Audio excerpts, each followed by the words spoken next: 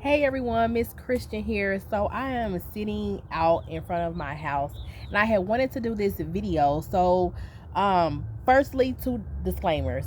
One, I'm having a hair crisis right now, so I have on my bonnet. Two, this video is about Dave Ramsey. And I know that he has a cult-like following. So if I absolutely do not discredit anything Dave Ramsey has done, but this is my perspective. These are my opinions from my point of view. So however you feel, if it does not apply to you, please let it fly. Like, there's no need to combat anything that I'm saying if it's different from you and you don't agree with my experiences. So let's get straight into the video. So some reasons why I stopped doing the baby steps. So let's do a little backstory. I didn't even know who Dave Ramsey was. I've been on, my financial peace journey and just, becoming to be more financial literate. So with, of course, searching that, the algorithm ended up bringing Dave Ramsey to me. After watching, a few of his episodes and different things like that, I said, okay, this man knows what he's talking about. He's a believer, and different things like that. So, his values, I felt kind of aligned because he was going off biblical principles, and he definitely knows what he is talking about. Like, so I don't discredit his knowledge or that he does not know what he's talking about. He definitely knows what he is talking about from his perspective and the people who he is trying to reach. So I also invested in the Financial Peace University, FPU. So I took that. I'm going to try to edit this video if I can put a screenshot or whatever, just showing receipts that I took the course, like, out from his perspective and the people who he is trying to reach. So I also invested in the Financial Peace University, FPU. So I took that. I'm going to try to edit this video if I can put a screenshot or whatever, just showing receipts that I took the course, like, I will put it somewhere on the screen. But so I took the Financial Peace University. I loved it. I loved it. There was people in there that, of course, is at a different financial status than me. I am in poverty. I am low income. I'm a Black, American, single mom of 4, never been married, never owned a home, never invested in like stocks or anything until recently, never had a business that made 6 figures or more. So I'm coming from a different perspective and a different standpoint in my life from the others. But like I said, it was good to see how the other side lived, like how what I hope and dream for, to have this big house that I own, to have 2, 3, 4 cars in the driveway, to be able to go on vacations and take my kids on vacations, like all of those different things those people were doing, but they were still financially strapped. I mean, more so than me, because they have more debt than me. So if you have not saw my video, What the Rich Don't Want Us to Know, I explain Financial Peace University, like, in depth when it came to like my perspectives and what was the difference, the big difference for me being low income and poverty to them being wealthy, to them not being wealthy, but them having money, them having money, but also having debt and more liabilities. So you can look at that video. So with all of that, I follow him some more, and I start to notice like that my anxiety was very high. Also start to notice that I was beating myself up a lot more because I felt like that everything that I was trying to do, I wasn't getting there fast enough. I was punishing myself for not getting to my goals fast enough to be able to experience life the way that I want to experience life. I'm looking at my children who have never been on a vacation, myself who has never been out of my state in my adult life, and I'm constantly thinking like the only way that I'll be able to take them to a nice restaurant, to take them on a nice vacation, if I get financially free.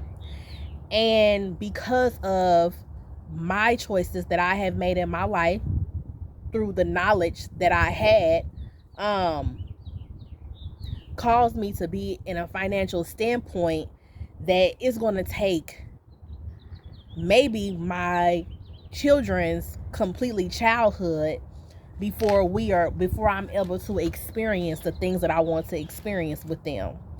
And yes, you guys, you can do stuff for free. Me and my kids do stuff for free all the time. Me and my kids have talks. Me and my kids have good substance. I am a person of good substance that I actually think I'm a person of good substance. So that's not the point. The point is like the other things I want to experience.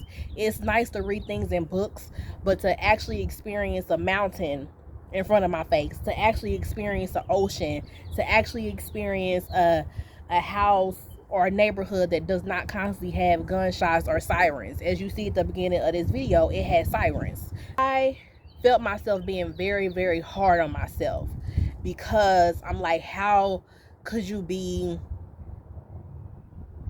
so careless or irresponsible, or like, how could you not know like that you will end up in this situation? Like, why are you in this situation?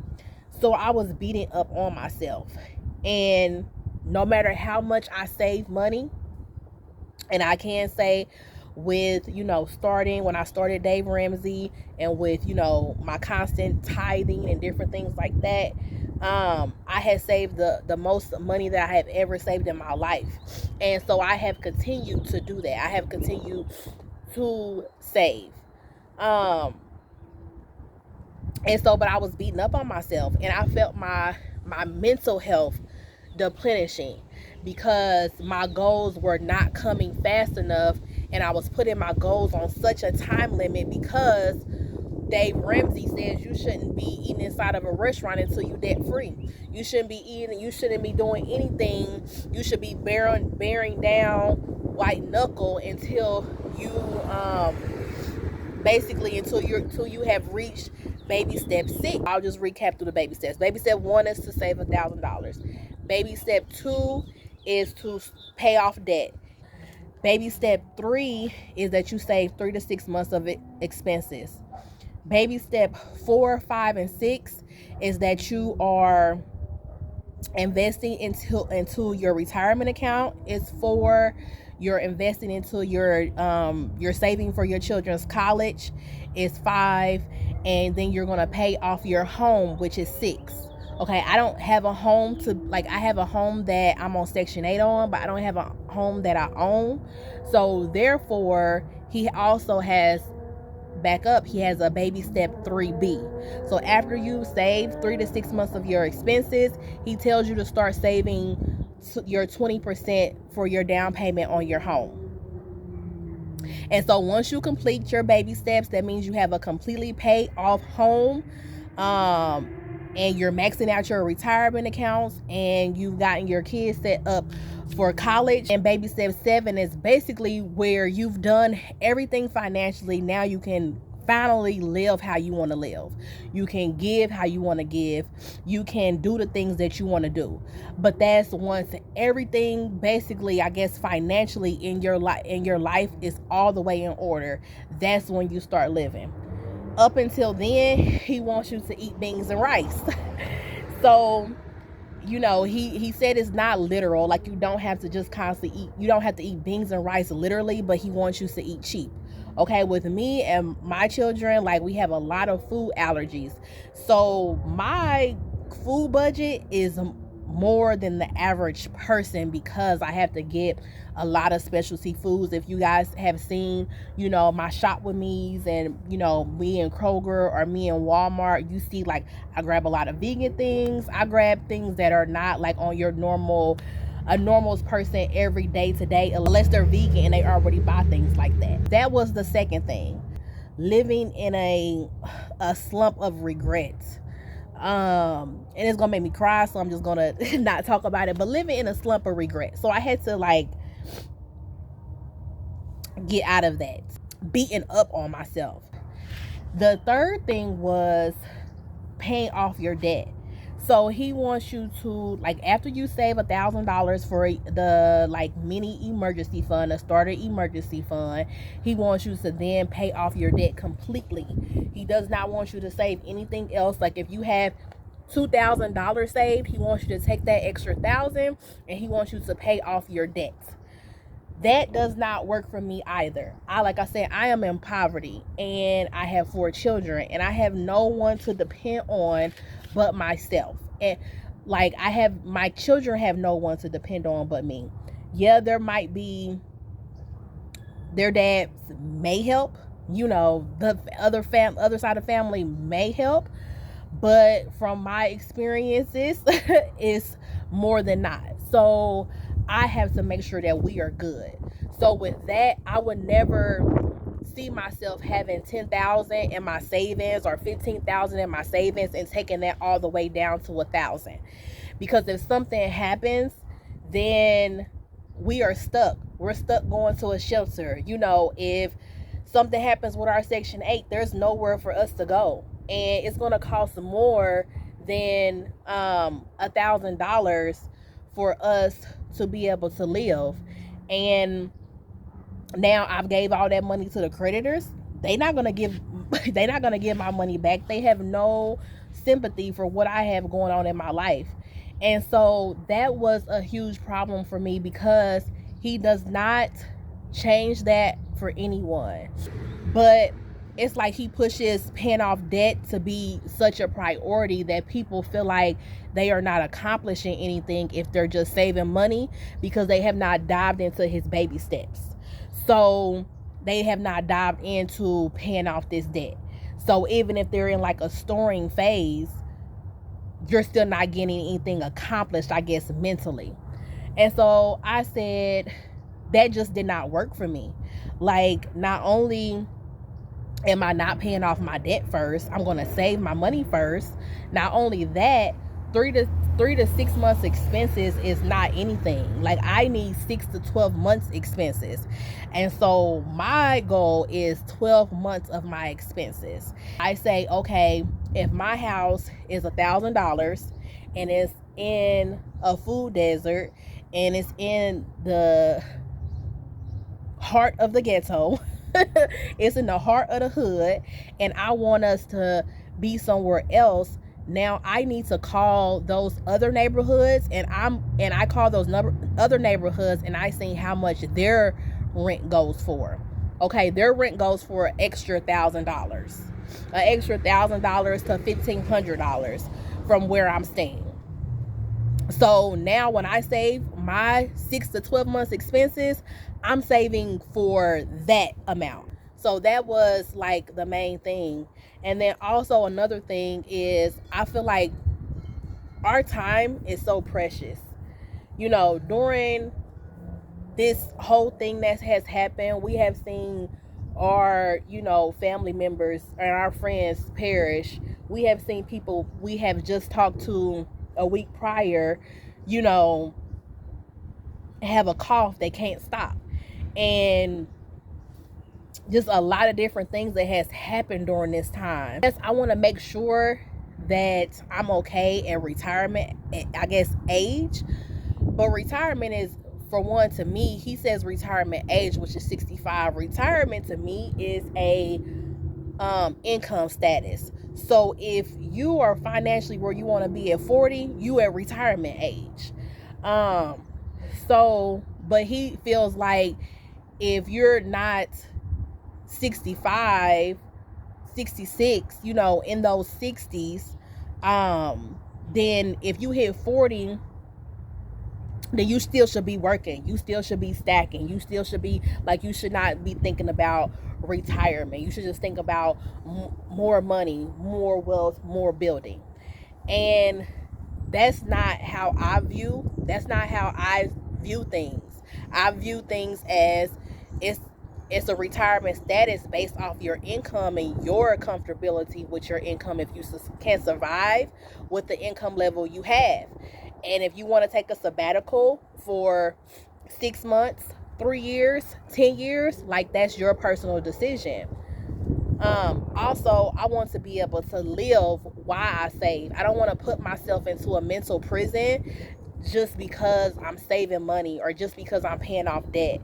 We only get so much time on this earth, and we don't know when our due date is. We don't know the time nor the place. So with that, God wants us to enjoy also. He wants us to store, and he wants us to enjoy.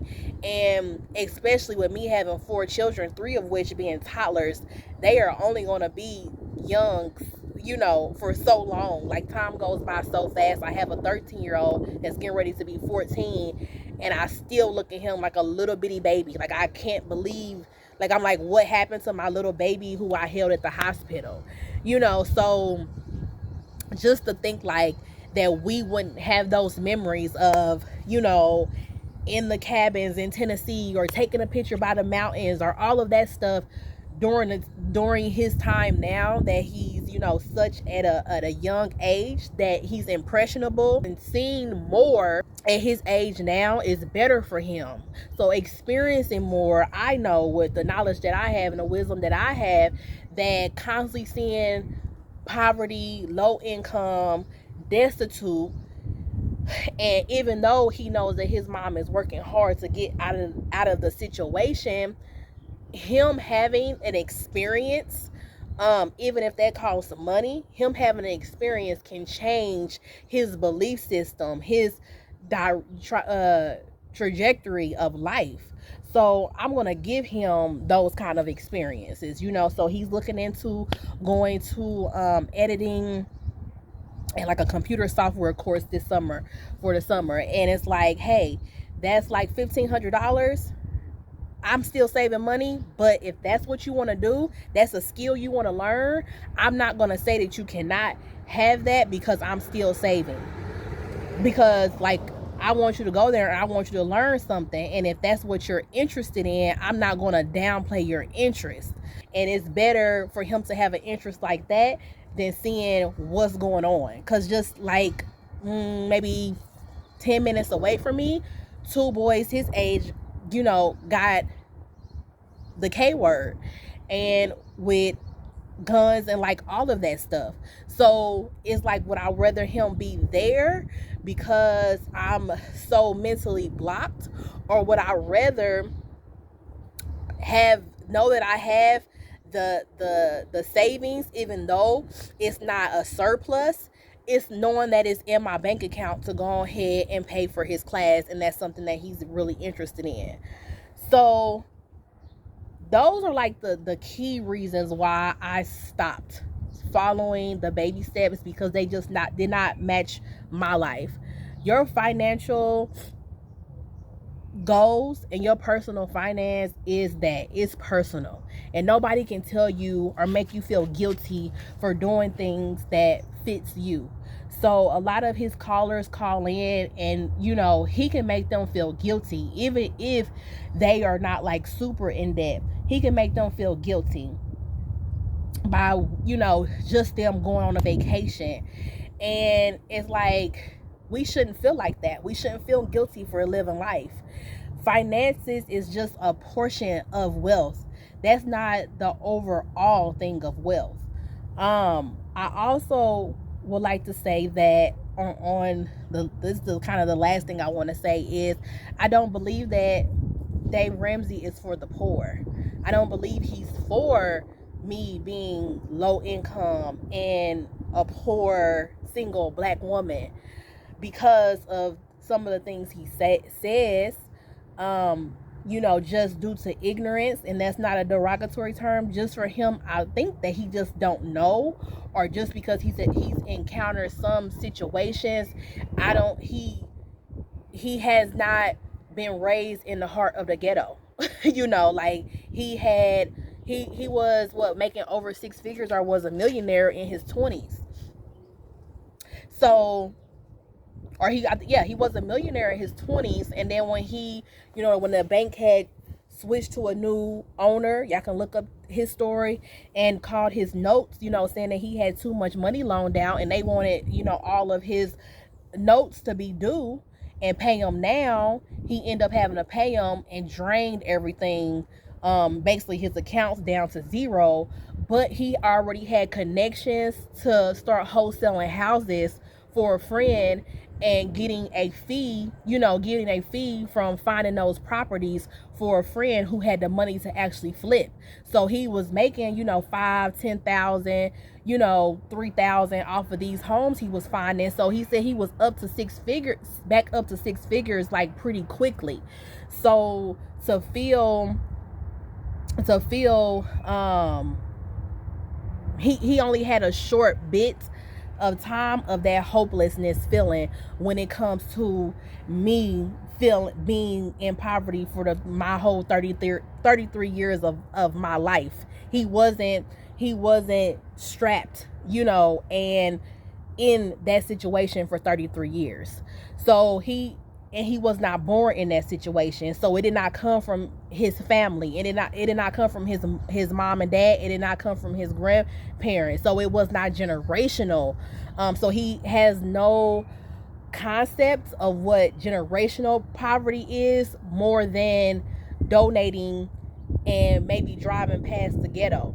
But he has never personally experienced that, and experienced what survival mode puts you into, and the state of living in survival mode, how that affects you as a person, how that affects your drive, your motivation, your everything, because you are scared to lose it all in a different aspect than he was scared. It's no comparison. It's completely different. If we don't have anybody to call, we don't have any millionaire friends. We don't have friends and family who can give us a loan.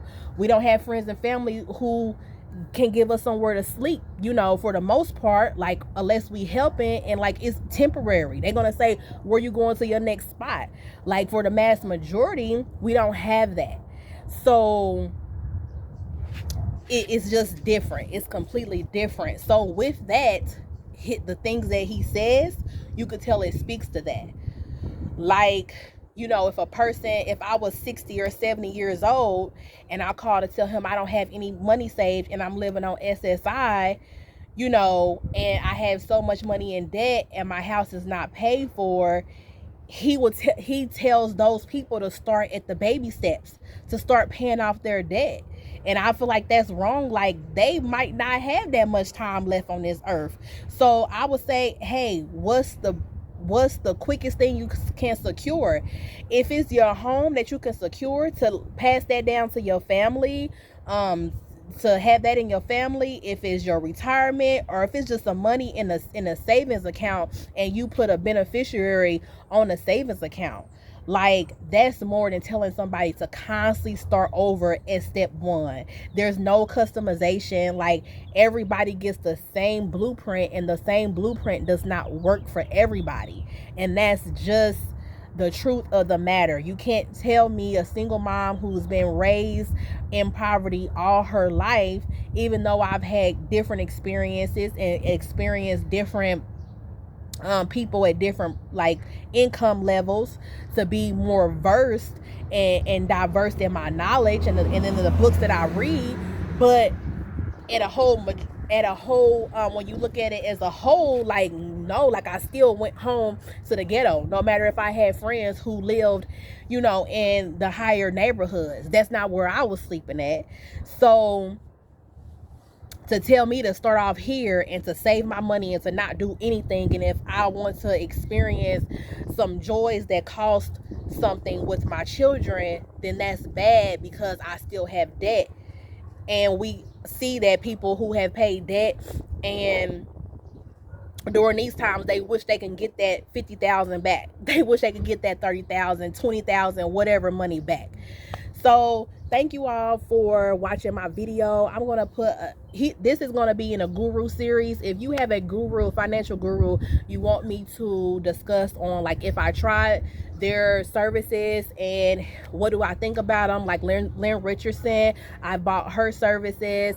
I've bought so many people's services, like Robert Kiyosaki. I've read his books. Like, if you want me to do a deep dive into what I feel like, how they fit with my circumstance, like if your circumstance is similar to mine, then just drop their name down in the comment section below, and I'll work on that, and it'll all be in this guru series. So until next time, y'all, bye.